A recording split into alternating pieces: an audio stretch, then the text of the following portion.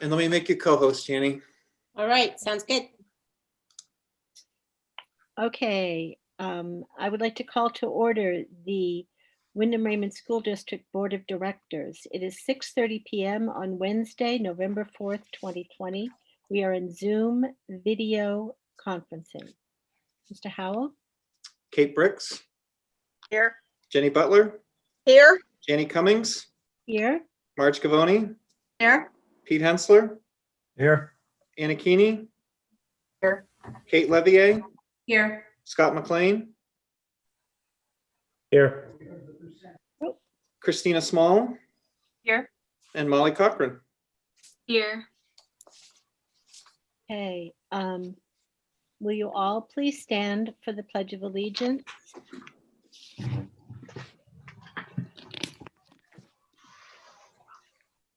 I pledge allegiance to the flag of the United States of America and to the republic for which it stands, one nation, under God, indivisible, with liberty and justice for all. Thank you, Ms. Keeney. Okay, Mr. Howell, are there any adjustments to the agenda? Sure, there is one adjustment to the agenda tonight from when it originally went out, and that involves the lease purchase of software and extended warranty for some MacBook computers that are being purchased through CRF2. And the reason why it's going through this process, I will explain when we get to that item on the agenda. So that is the one agenda item that we will be adding tonight. And I sent board members a reasoning for that this afternoon as well. All right. Before we go to public input, I would like to personally congratulate the new board members to the RSU 14 Board of Directors. Mrs. Small, Mrs. Bricks, Mr. Hensler, and of course you're all recidivists, so you know the score, but genuine congratulations. Thank you. And Janie, if I can also add at this time, I think it's important to make note of that last night we had a chance to put a moment of history in the RSU in the books for a while, which is Raymond withdrawal. And board members that have been on the board for a while know that this process started back in August of 2018. And it's been a long, arduous 22-step process where negotiations happened, proposals were sent back and forth, information was sent back and forth. And last night we had the outcome that I was hoping for, which is being able to hold on Raymond within the RSU. And I was quite excited to wake up early this morning and have the text from our board chair with the vote results to see that that happened. Definitely this process, we had a chance in sitting through all the different forums and things to hear about some really good things that the RSU is doing. We also had the chance to hear some things and some information of some gaps we need to fill in, and which we will endeavor to do over these next few months and years as we continue to build this relationship and this partnership. But I am just so thankful that I get the opportunity to continue to work with all the students and staff members and family members and community members in Raymond, who I've gotten a chance to know over the last 11 years. And so quite excited that we continue on as RSU 14. Thank you. Well said. Now we have an opportunity for public input, which is a time for the public to comment on items which are not on the agenda. Do we have anybody in the public wanting to do that? Seeing none, we have the wonderful opportunity to hear from Jeannie Riley and Ryan Roderick about the school nutrition program.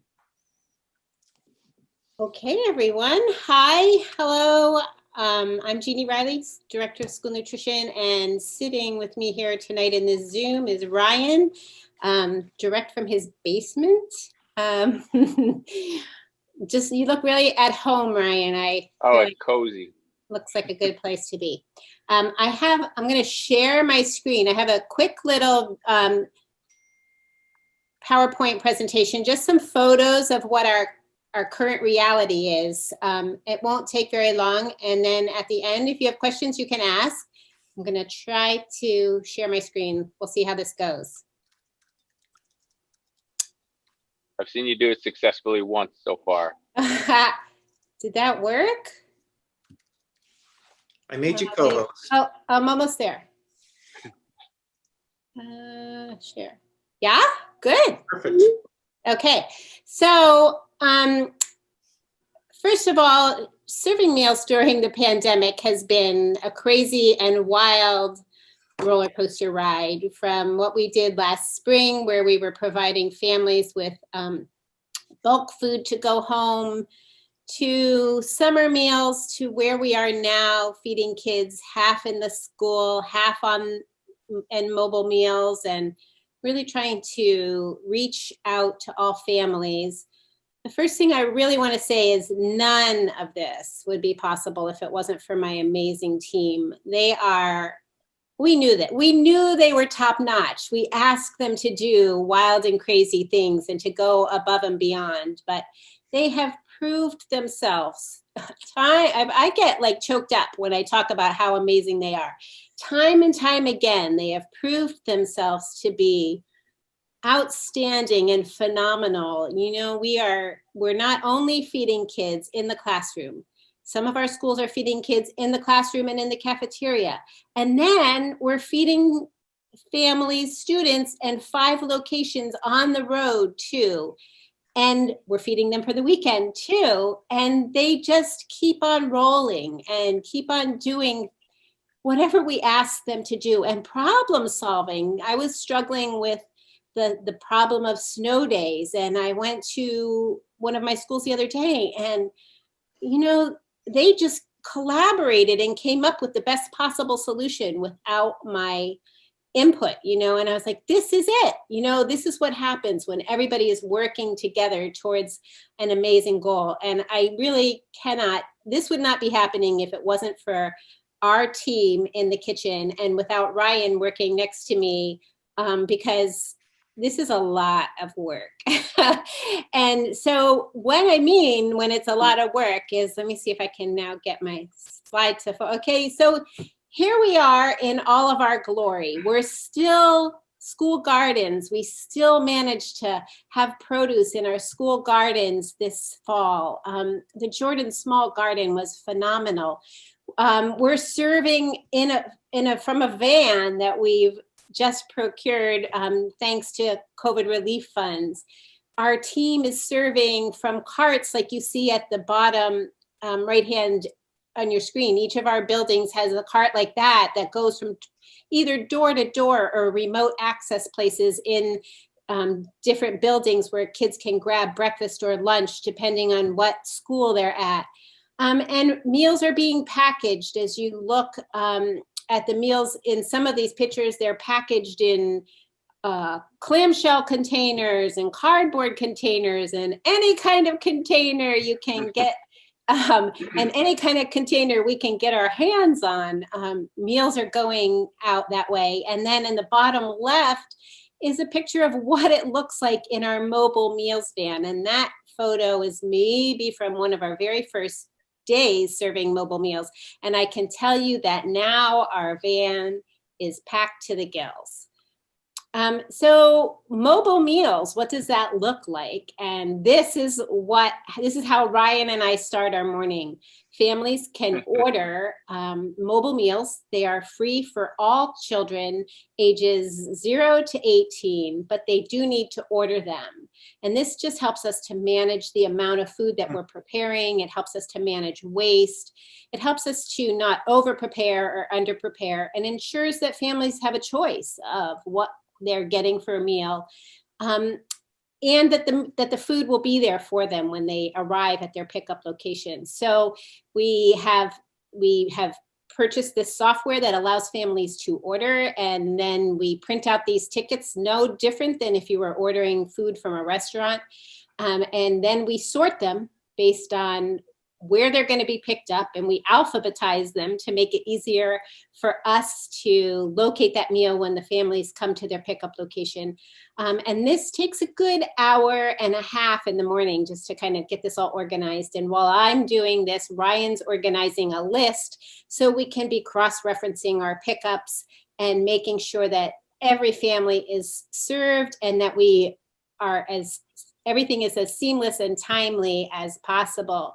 So then meals get packed, and this is kind of what they look like. The picture on the left is a meal. We would serve that meal on mobile meals, but we would also serve that meal in the classroom or from one of our cafeterias. You actually, I think, enjoyed this meal at one of your meetings in September. It's a crispy sriracha ranch potato salad meal that's been quite popular. And it gets packaged and sealed up in a clamshell container, either for service in the school or on the mobile meals. And then the picture on the right is what our weekend meals look like. And that is close to 300 bags of 2 breakfasts and 2 lunches for any family who signs up to get weekend meals, all bagged up and then delivered on our mobile meal route through 5 different locations in Windham and in Raymond. Fridays are a crazy day for us. We're super busy. Last week we served about 311 bags, weekend bags. So that was 311 breakfasts and lunches for Saturday and for Sunday, on top of the meals that we were serving for Friday.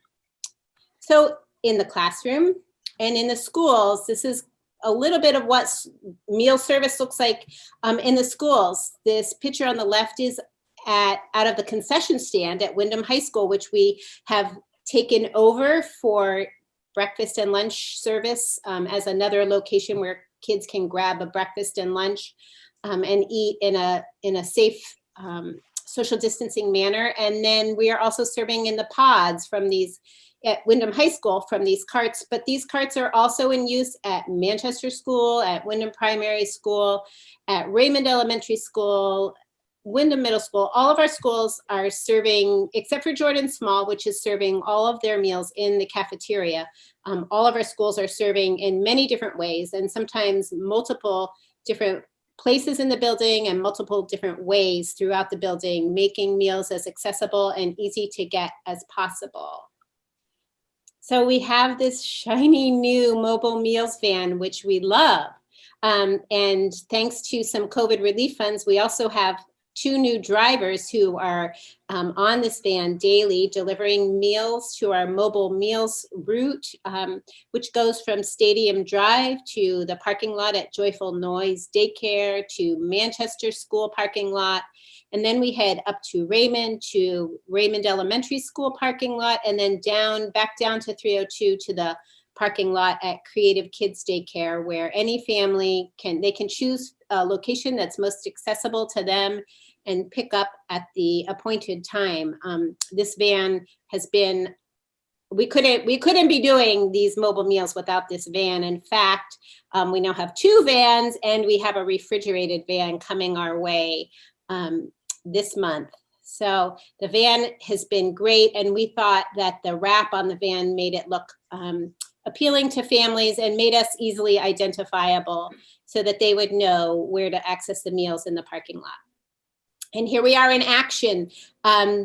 This day is a day that Superintendent Howell decided to join us on our mobile meals route. It might have been one of the first days that we did weekend meals.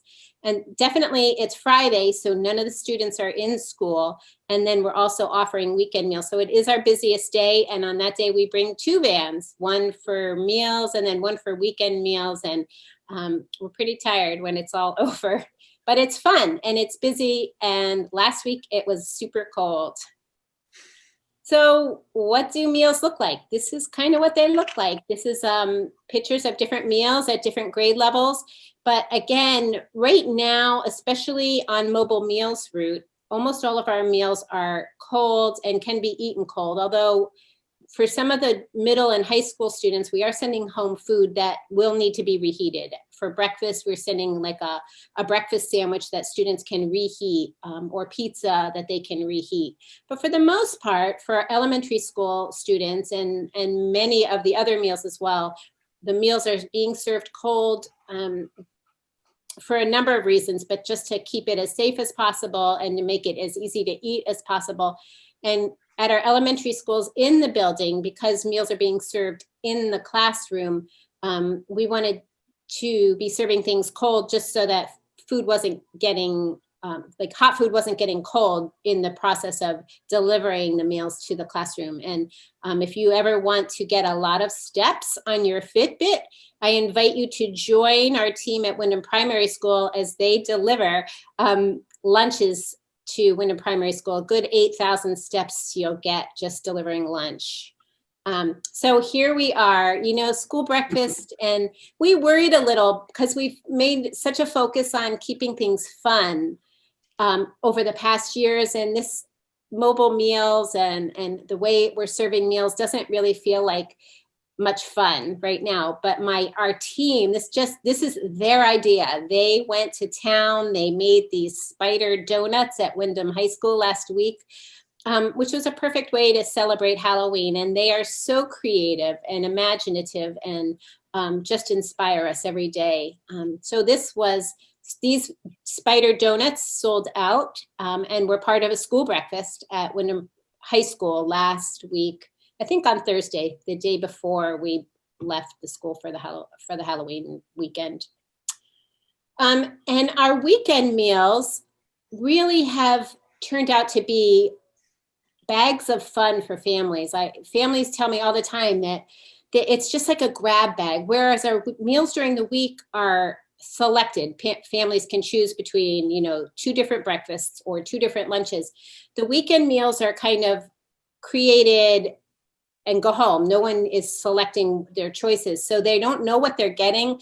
And they've sent me these pictures of some great things that they're creating. Before the meeting started, I was telling Janny about the meatballs, and here is a young student making a meatball sub with his meatballs. We sent the meatballs, the cheese, the sub roll, and students could make meatball subs out of that. And then also they've made some mini pizzas. That was last weekend. We sent home a kit to make jack-o'-lantern pizzas. So they sent me pictures of their own little jack-o'-lantern pizza creations. And then again on the right, another photo of students creating their own little pizzas with kits that we're sending home with weekend meals.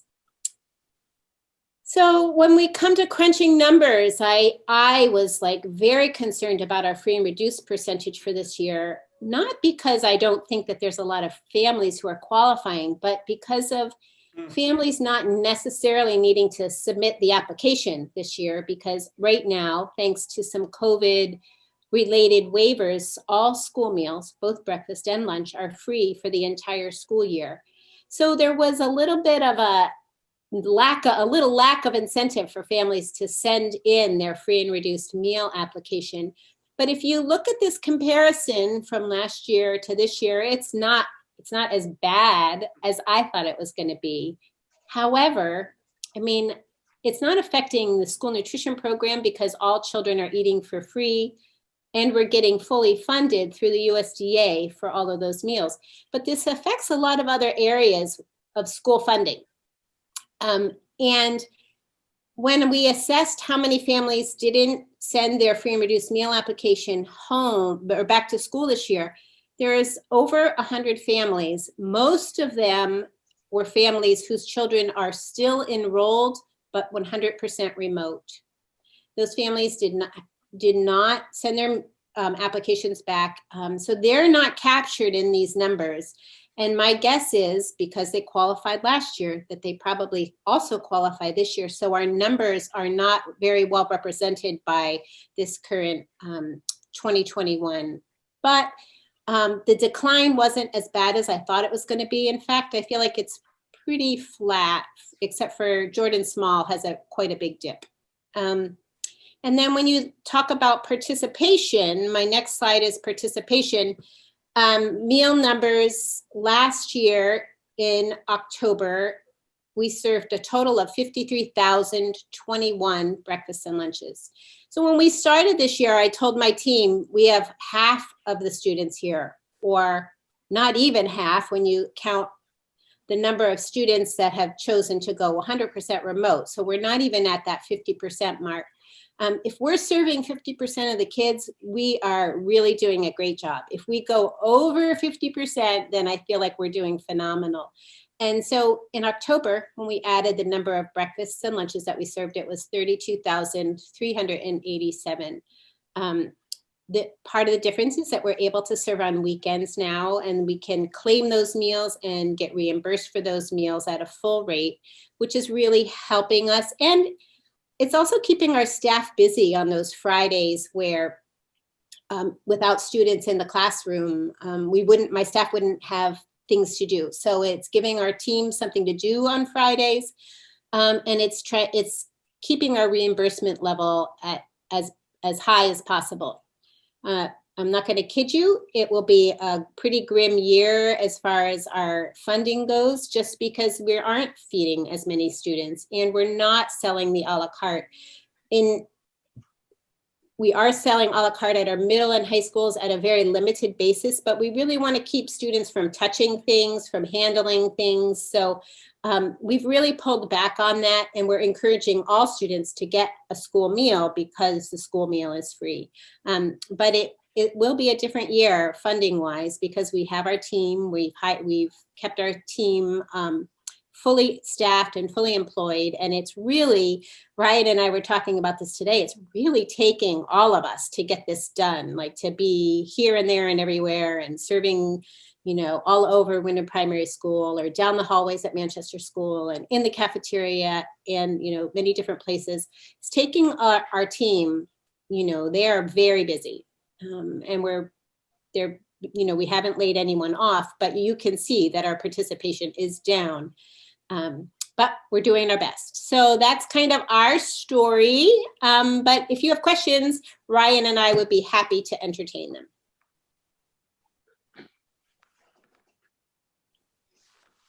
Janie, I'm going to go ahead and make you co-host again so you can see questions.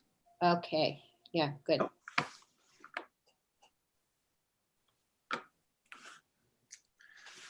Scott? Hi, Janie. Can you hear me okay? I can hear you. Yeah. All right. I'm sorry. I'm not turning my camera on because I'm not really feeling that great, but I just wanted to express my appreciation and for you and Ryan and everybody else in the food service. I think this mobile meals thing is fantastic. I haven't participated. Well, I should say my daughter has not participated in it as much as I would have liked, only because we always have food here, but we did participate once. And I got to say, it was really great to see everything that came with the lunch, the Jumpstart breakfast, and then the weekend meals itself. I'll be totally honest with you. I ended up taking the Jumpstart breakfast in my lunchbox myself the following Monday. So I do have one question that I wanted to ask you, and maybe Ryan can answer as well. If there is a meal that needs to be cooked or heated up, is there typically a sticker or something that goes on that? Because I do have a neighbor that ended up getting a meal and they did not realize that it needed to be heated up at the time. So I'm curious if something like that has been discussed, or if that is normal practice and maybe he was just an abnormality. Sure. Ryan, do you want to try and answer that? Yeah, I'd say we've definitely been aware of it. A lot of the meals that we're putting out are, I'd say almost like 90% of them can be eaten cold regardless. I mean, 100% of them can be eaten cold. The one that comes to mind, I guess, is like the individual pizzas that we send home aren't cooked yet. So that's, not melted cheese. I mean, the dough is just about as I'd say it's par baked for those. But we started out with the idea of putting stickers on certain things like the breakfast sandwich, like the mac and cheese that we've sent home on weekends, and the pizzas. And then we realized how much more tedious that was to label every single individual piece. And instead, we'll just put a sheet kind of with an ingredients list for the more complex food items and cooking instructions as well. I think, unfortunately, I know like this past Friday, I don't know if we ever got around to it. Sometimes those days just get away from us. But it's definitely something that's on our radar, and we're really kind of honing in the best way to do it. All right. I appreciate that. Thank you very much. I would love to see, even after COVID ends, I don't know if it's even remotely possible, that something like this continue to happen. I think that there is a lot of benefit that comes from a program like this. So thank you very much for answering my question. That's all I have. Thanks, Scott.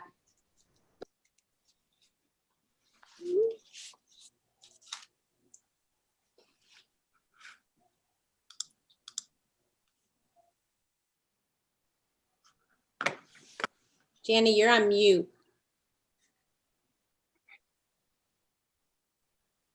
Kate?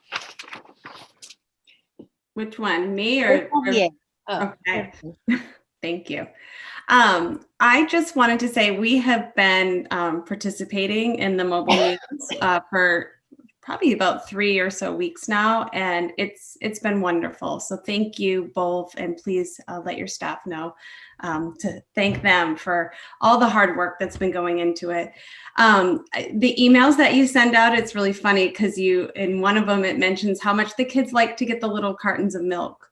And it's so true. I have a 3rd grader at home, and she loves to get the weekend meals and to see what's there. And she loves her little bag with all the milks in it. So it really does bring a lot of familiarity. That is a really hard word to say, to the kids during this time. She knows on Tuesdays and Thursdays that I'll head out and grab her lunch, and she just, again, it just brings that routine back to them. So thank you all so much for what you're doing. And I agree with Scott. It would be great if we could continue with this. That probably makes both of you cringe a little bit to think about doing it, beyond all of this, but it's absolutely wonderful. So thank you. Kate. Kate has her hand up. Kate Bricks. Thanks to you both. I'm going to have to drive by and just kind of watch you load those vans, because it sounds like an enormous job. And the coordination, I mean, when I saw your slips in your presentation of the orders and how you have to coordinate all that, I mean, it's astounding, really, what you're doing and your staff. I mean, kudos to them. I have to say, too, that your social media presence is stellar. Yeah. I mean, absolutely stellar. It's riveting, actually. I mean, your pictures are wonderful, very enticing to keep people engaged in the lunch program. And, you're creative. I could go on and on. I mean, those donuts, I wanted to jump through the screen. I wanted one of those. Anyway, thank you. I know you both are working like dogs, and your staff are too. And I think it makes an incredible, incredible difference in our community. So thank you both. Thanks, Kate. We Thank do you. work really hard. So, I mean, social media has become kind of my backbone, I joke with people and say I'm posting while I'm drying my hair in the morning, but it's really true. But I really feel like it's the key to one component of really meeting families where they're at and showing them what it really looks like, so that they kind of have an idea of what they're getting. And we've been very fortunate to hire 2 amazing van drivers, which Ryan and I, for the first couple of weeks, Ryan and I did the van and all of this other stuff ourselves until we brought these van drivers on staff. And they have been an incredible asset. And one of our van drivers got home today, got home and texted me a picture of what her child, who goes to school in another district, got for lunch. And she's like, I can't even believe it. It was the same lunch for both days, just indiscriminated, just a sandwich of she didn't even really know what it was herself, but she said, I can't believe what we're doing. But I think that showing families really gives them a clear idea of, if you sign up for mobile meals, what you'll get, what to expect. And it's been a wild ride. Mhm. Who else? Christine. Oh, Janny. I'd like to say that I always forward the or repost or whatever your social media to mine, and universally all my cousins all over the United States go, oh my gosh, that's amazing. So kudos to you. Kudos to you. Annie. Marge? Well, Jeannie and Ryan and your crew, you know I love you all. I have a question though, because the two new van drivers, which is excellent, that's wonderful news. Hopefully, are they under the COVID, that the money that we only have till excuse me, the end of the year? Yes, and Chris, do we have a plan beyond December 30th? Was it December 30th? We, Christine and I actually had this conversation today about a couple positions that are being funded through COVID. So first and foremost, we are hopeful for another stimulus package that will help. If not, we need to take a look at current district savings in other areas, because these two positions, as well as other positions that are helping to keep our buildings open, are going to be essential if we want to stay open.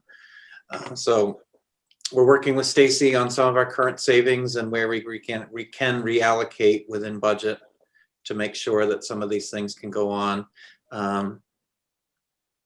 Similar to the nurse position, which I shared with all of you in my notes, where we are nervous though that December 30, these funds will dry up without further action. Thank you. And again, Ryan and Jeannie, thank you so much for all you do. Thanks, Marge. Thanks, Marge. Christine, you had your hand raised. I did. Thank you, Janny. I just wanted to say to Jeannie and Ryan, they know that I love school lunch.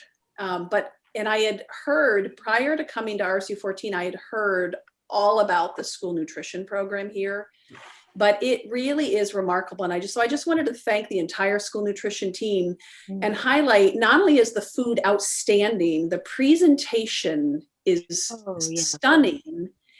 And they are every school, I've eaten everywhere, in every building when I visit. The kindness with which that food is served is really remarkable. So I just wanted to give a shout out to the entire team. I'm so impressed. It's really a wonderful program. So thank you all.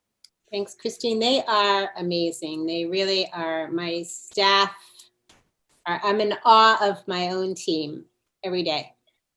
Yeah, absolutely. Scott? Thank you, Jenny. Jeannie, I had no idea there was a social media presence. How's that information been communicated? Because I just found you guys on Facebook. I'm assuming it's the Wyndham Raymond School District Nutrition, but yeah, that's us. On listservs at all? It goes on the bottom of all of our emails. It will say, like us on Facebook and then it's on our website. And at the beginning of the school year, I usually, will say in introductory emails, you can follow us on Facebook to see pictures of what we're doing and things like that.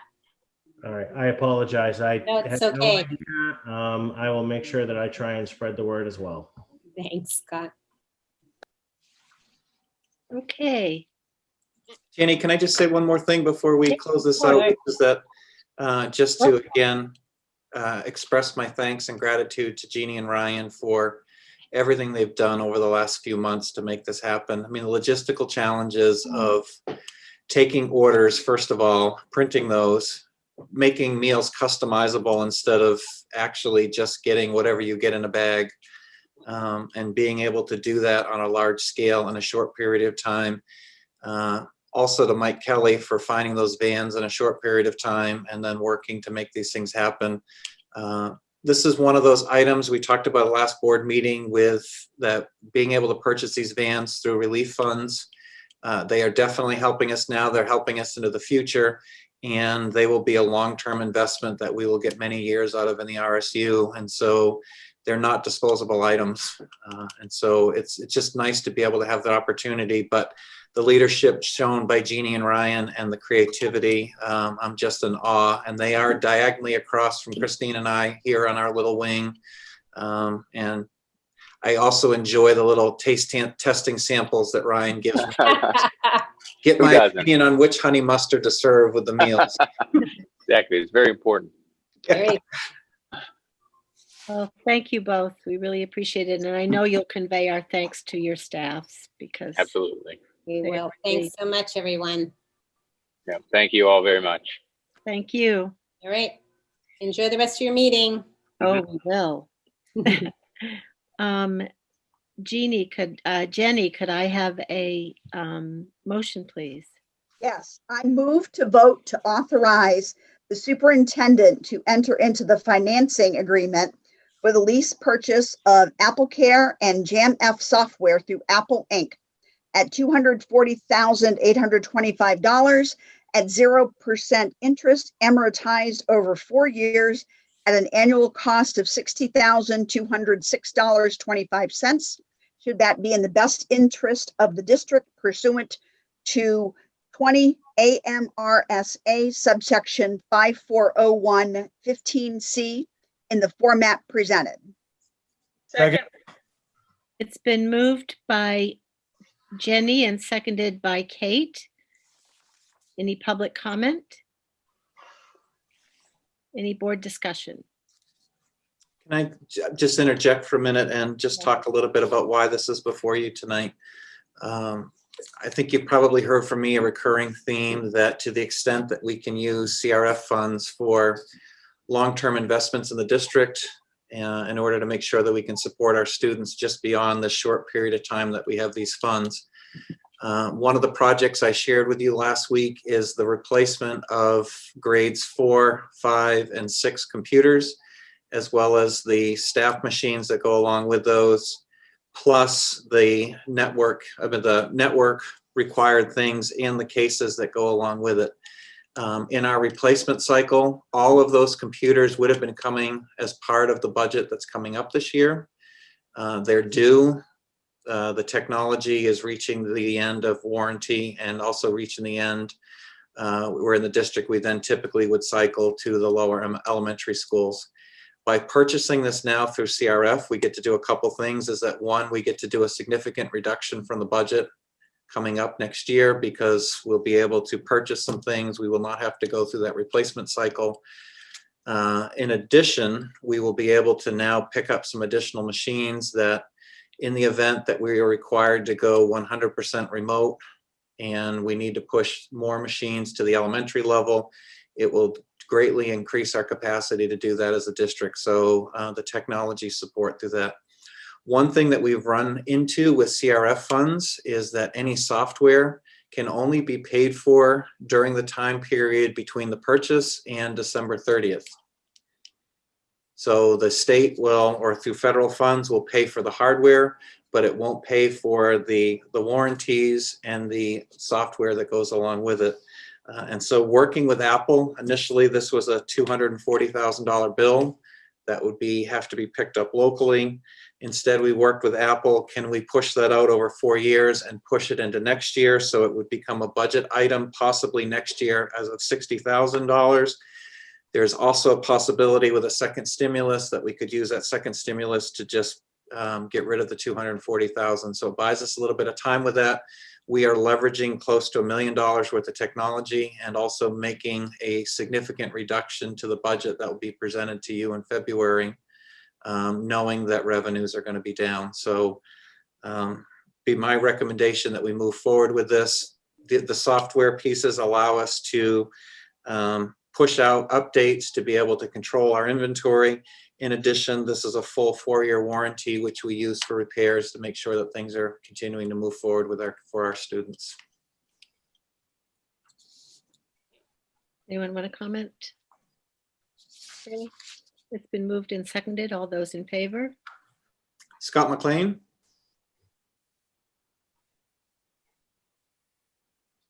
You're mute or not here, Scott. I'll go to Marge Gavoni, Yes. Kate Levier, Yes. Christina Small, Yes. Janie Cummings, Aye. Kate Bricks, Yes. Jenny Butler, Yes. Pete Hensler, Aye. Anna Keeney. Yes. Yay. Scott McLean, yeah. The motion carries. Christina? I move that the vote entitled Vote to Authorize Lease Purchase of MacBook Computer Accessories in the principal amount of up to $240,825 be adopted in form presented to this meeting. Second. It's been moved by Christina, seconded by Marge. Any public comment? Any board discussion? All those in favor? Scott McLean, Yay. Marge Gavoni, Yes. Kate Levier, Yes. Christina Small, Yes. Janie Cummings, Aye. Kate Bricks, Yes. Jenny Butler, Yes. Pete Hensler, Aye. Anna Keeney. Yes. Marge? Hey, I move to approve the minutes of the October 7th, 2020 meeting. Been moved by Marge and seconded by Second. Anna. I'm sorry, oh, was it Christina? I couldn't tell. I apologize. It's not like I get a lot of, from just one word. Any public comment? Any board discussion? All those in favor? Scott McLean, Yay. Marge Gavoni, Yes. Kate Levier, Yes. Christina Small, Yes. Jenny Cummings, Aye. Kate Bricks, Yes. Jenny Butler, Yes. Pete Hensler, Aye. Anna Keeney. Yes. Okay. I move to approve the minutes of the October 21st, 2020 meeting.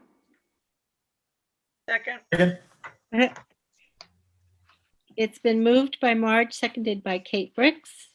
Any public comment? Any board discussion? All those in favor? Scott McLean, Yay. Marge Gavoni, Yes. Kate Levier, Yes. Christina Small, Yes. Jenny Cummings, Aye. Kate Bricks, Yes. Jenny Butler, Yes. Pete Hensler, Aye. Anna Keeney. Yes. Okay, committee reports. Finance. Finance has not met, but we'll have a meeting coming up shortly. Okay, facilities. Facilities is not met. Policy. Policy is not met. Curriculum. I'm so excited. Curriculum met today. We met with teachers and support staff and student teachers who are doing remote learning, distance learning, and to find out what is going well, what is a barrier, what tools they're using, and what things they need. We also received a lot of essays, for lack of a better term, from a bunch of people who couldn't be there. So 11 people who couldn't be there, and we had quite a few people in attendance. They, both of them were very telling and interesting to me in any case. And we'll have a report on the 18th. But anyway, it was very, very good. Jenny was there and Kate was there, Kate Bricks. And Marge, did you want to say anything about your paths and? Yes. We had a meeting last week when we have our, 2 weeks ago, I'm sorry. Next meeting will be in November. When we have our next meeting, they will be going over The budget, as everybody read in the minutes, one of the, and it's an expected issue, is that the numbers are down a little from, but it's not us, it's across all the schools that send to there. And the other issue that they're having is the fact that the kiddos that go there, and they're constantly working on it, it is how do they get them certification for the programs that they're in. But they totally ensured everybody that they are working.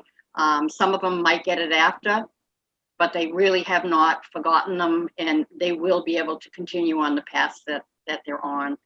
And this is very difficult for those schools because of the number of schools that send there, especially PATH. PATH has a much bigger number, and it's actually bigger than you think, because I think, Chris, is it like five other towns or whatever that might send like a student? So they have their normal number, but then they have these other ones. So they're working very hard at trying to make the technical schools work for the kids. And they're very, very, in fact, they're very appreciative of all of the high schools and the support they've gotten.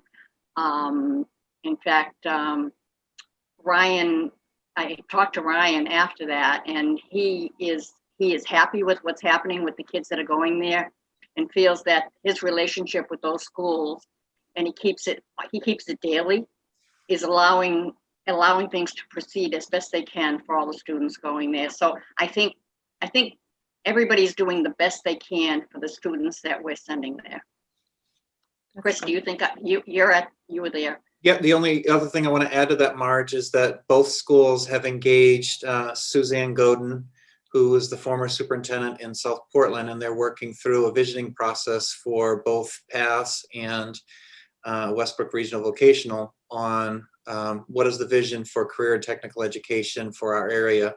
And they will be holding a number of forums coming up within the next 2 weeks via Zoom, of course, working with stakeholders, getting their input on building the vision. And really, what's unique in our area is that we have 2 vocational centers that are so close to one another, and they do work hand in hand with each other to make sure that they're able to provide programming for students. And Marge, if I'm correct, we also heard that cosmetology is in the pipeline. Yes, and cyber and the cyber technology. So they're really trying to stay on top of, what's in the future, and trying to make that accessible and available to the kids. Great. All right. Now it's time for board roundtable. I am going to go first, or only, as the case may be. And this is the time to offer congratulations, and I would like to offer sincere congratulations to Kate Levier for all the hard, let me say that again, hard work that she did in the last 2 years,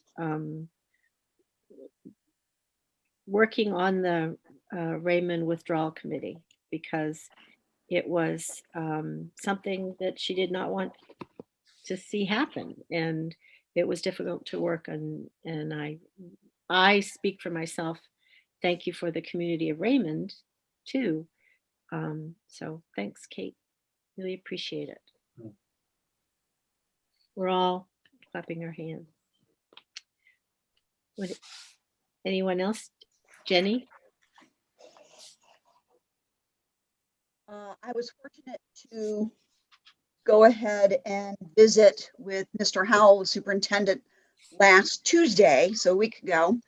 Visited the high school and the primary school to see how the staff and the students were doing with the whole mask wearing and the signage, and would see from appropriate distance staff members, and everybody is working so hard, and need to give a big shout out to all of the staff and the students for doing a great job it's not easy, it's not fun, but everybody's putting the interests of the students first, and the teachers are doing great, the staff is doing great, the students are doing great. So good job, everybody, all around. Marge? The high school is going to be doing their play. It's a little different. It's going to be very, very unique. And I guess you have two options, if I remember right, Chris. You can either physically go there, or you can pay your ticket and you'll get a link so you can watch it from home. I follow them on Facebook, so I know they've been doing, it's been very difficult for them. God bless them. They're doing, the best they can to try to keep the distancing, keep everybody safe. And it's great. I'm thrilled because I'm usually not there in November, but I get to watch it online now, and it will be a little different. So if anybody gets a chance, link onto it and take a look and see. If you don't want to go, you can see it from home. And if I could just jump in, we're still working the process of whether or not we can do the in-person. Oh, okay. I'm sorry. I thought that was set. That's okay. But we would you can see it from home. We definitely have received permission to go ahead and do the live stream, and we're working out a process for that. But given where we are with limits and other things, we're investigating whether or not it's a possibility to do a crowd in person. But we will have a play this year, and Rob Juergens, I should say, has chosen a play where only a couple of kids are on the stage at any given time, and once kids are done with their act, they actually can leave and move out. So it reduces any need for any groupings backstage, and it's a pretty simple one, but we're offering an opportunity for our students. So I just want to add that I think I want to, and Chris is aware of it, and Christine, but I think everybody in all of the schools, all of the administrators, all of the staff are doing everything they can to make life as normal as it normal can be for the students and for everybody there. And I congratulate everybody. I think they're doing a wonderful job of trying to bring normalcy to an otherwise not too terrific situation at the moment. Okay. So the play is Almost Maine, written by a Maine author who has also been a Broadway star, and Mr. Juergens is my neighbor. So we see each other from an appropriate distance. And I know they're very excited about presenting that and the options that will happen. And it has been, the rehearsals are in small groups. So it's a really great opportunity for the district still to have extra amazing quality play put on. It's not a musical, but it's still going to be a great play. And I know I'm going to be watching for sure. Anyone else? All right, thank you. Kate Levier? Sorry, I had to unmute myself. Now I gotta pull up the agenda. I move to enter into executive session to discuss the RSU 14 crisis plan and not return to regular meeting. Second. It's been moved by Kate and seconded by Jenny. All those in favor? Marge Scavone, Yes. Kate Levier, Yes. Christina Small, Yes. Janie Cummings, Aye. Kate Bricks, Yes. Jenny Butler, Yes. Pete Hensler, Aye. Anna Keeney. Yes.